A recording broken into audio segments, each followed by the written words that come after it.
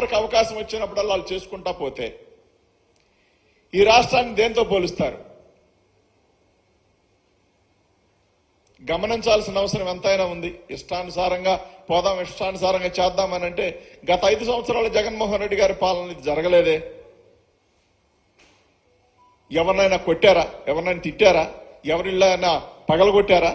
ఏం లేదు కదా. మీకు ఛాన్స్ వస్తే, మీరు అవకాశం ఇస్తే, మీకు అవకాశం ఇస్తే మీరు పాలించుతారు, గొప్ప పాలన చేస్తారని చెప్పి రాష్ట్ర ప్రజలు అనుకుంటున్న తరుణంలో ప్రజలందరూ కూడా బాధపడి అరే ఇలాంటి వ్యక్తులుగా మనం ఓట్లేసింది, ఇందుగా ఓట్లేసింది అనుకునే మాట్లాడుకునే సందర్భాలు వచ్చినాయి. అంటే ఎన్ని రోజులకి? నెల రోజులు కాల ప్రమాణ స్వీకారం చేసేమి 12వ తారీఖు నెల, అవకాశం వచ్చేమి 4వ తారీఖు నెల. ఇంకా ఏది నెలగాల. నెల కాకుండానే కింద స్థాయి నుంచి పై స్థాయి దాకా ఒకటే వ్యవహారం. కొడదాం, భయపెడదాం, ఇబ్బంది పెడదాం, రకరకాలుగా టార్చర్ చేద్దాం. వైఎస్ఆర్సీపీ వాళ్ళు ఎవడైనా సరే వదిలిపెట్టేది లేదు, మీ అంతు చూస్తామని మాట్లాడే విధానం చూస్తా ఉంటే ఎవరి ఎంత చూడాలన్నా ప్రజలకు మాత్రమే సాధ్యం.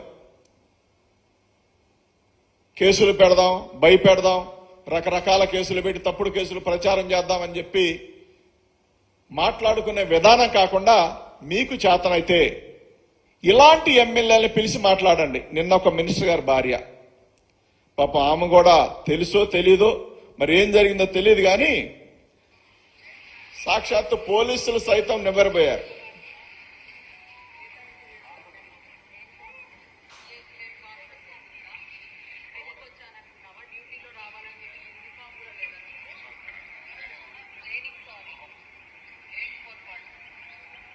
విన్నారు కదా. ఏ రోజన్నా వైసీపీ హయాంలో ఎమ్మెల్యేలు కావచ్చు, ఎంపీలు కావచ్చు, వాళ్ళ భార్యలు కావచ్చు, వాళ్ళ పిల్లలు కావచ్చు, ఎవరినైనా బెదిరించారా? ఈ ద్వారంలో ఇందాక సాక్షాత్తు బిల్డింగ్ పగలగొట్టడానికి జేసీబీలు వెళ్తా ఉంటే పోలీసులు అడ్డుకున్నారు. పోలీసులు అడ్డుకుంటా ఉంటే పోలీసులను పక్కకు నెట్టేసి, అంటే పోలీసులు కూడా అవసరం లేదు, అధికారం మాది కాబట్టి అనే భావంతో కరెక్ట్ కాదని పోలీసులు అడ్డుపడతా ఉంటే వాళ్ళని కూడా పక్కకు నెట్టేసి ఇష్టానుసారంగా కొట్టిన తీరు, ఇష్టానుసారంగా ఎగబడిన తీరు రాష్ట్ర ప్రజలందరూ చూస్తా ఉన్నారు. అరే 5 ఏళ్ళు ఛాన్స్ వచ్చింది, గొప్పగా పాలన చేద్దాం, మళ్ళీ ఇంకో 5 ఏళ్ళు అడుగుదామని పక్కన పెట్టేసి ఇక ఎటు అబద్ధాలు ఆడాం కాబట్టి ఛాన్స్ రాదు కాబట్టి మనకు చేతనైంది, మనకు పగున్న వాళ్ళందరి మీద పగ తీర్చుకుందామని భావం ఏర్పరచుకున్నారు. చూసారా? కరెక్ట్ పాలసీ కాదు.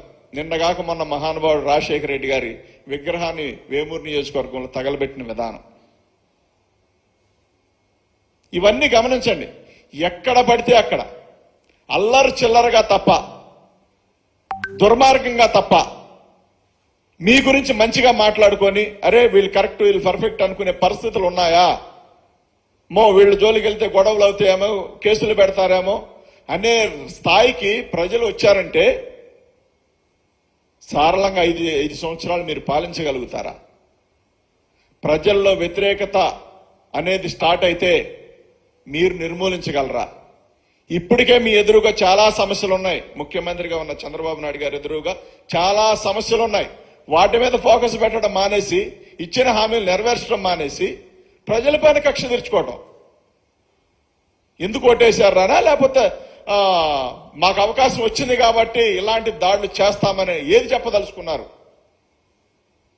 కాబట్టి అసాంఘిక శక్తుల్లా కాకుండా, దుర్మార్గమైన ఆలోచన కాకుండా, హేయమైన చర్యలు కాకుండా ఈ రాష్ట్రాన్ని పాలించాల్సిన అవసరం టీడీపీ ప్రభుత్వానికి ఉంది. అందులో చంద్రబాబు నాయుడు గారికి ఉంది. వాళ్ళ కుమారుడు లోకేష్ నీతి న్యాయం అని మొన్న ఒక వీడియో చూసా, మాట్లాడుతూ ఉన్నారు. దాన్ని కూడా పాటిస్తే మీరు చెప్పింది నిజం అనుకుంటారు. అట్లా కాదు, మేము ఎర్ర బుక్ రాసుకున్నాం కాబట్టి ఎవరినైనా బాధ పెడతామంటే దాని చట్టాలు ఉన్నాయి, దాని చట్ట పరిధులు ఉంటాయి, అందరు అన్ని విధాలుగా లా ఉంటది, చట్టం అందరికీ ధర్మంగా పాటిస్తారు, అందరూ చూసుకుంటారు. కాబట్టి మహా అయితే మీరు కేసులు మాత్రమే పెట్టగలరు. కానీ రాష్ట్ర ప్రజలు చూస్తా ఉన్నారు కదా మీరేం చేస్తా ఉన్నారు.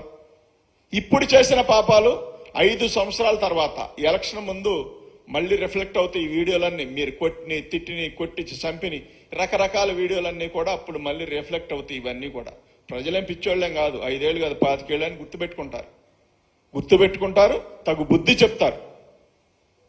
రౌడీ రాజ్యంలా కాకుండా, అల్లరిమోకల పార్టీలా కాకుండా న్యాయబద్ధంగా ప్రజల నుంచి ఎన్నుకున్న పార్టీలాగా మీరు పనిచేస్తే ప్రజలు క్షమిస్తారు. అట్లా కాదు, మేము ఇట్లానే పోతాం, ఇట్లానే ఉంటాం, ఇట్లానే జరుపుతాం, మా దుర్మార్గంగానే ఉంటుందంటే ఖచ్చితంగా ప్రజలు కూడా అదే తీర్పు మళ్ళీ నెక్స్ట్ ఇస్తారు. అందులో ఏమీ డౌట్ ఏం లేదు. అది ఎవరికైనా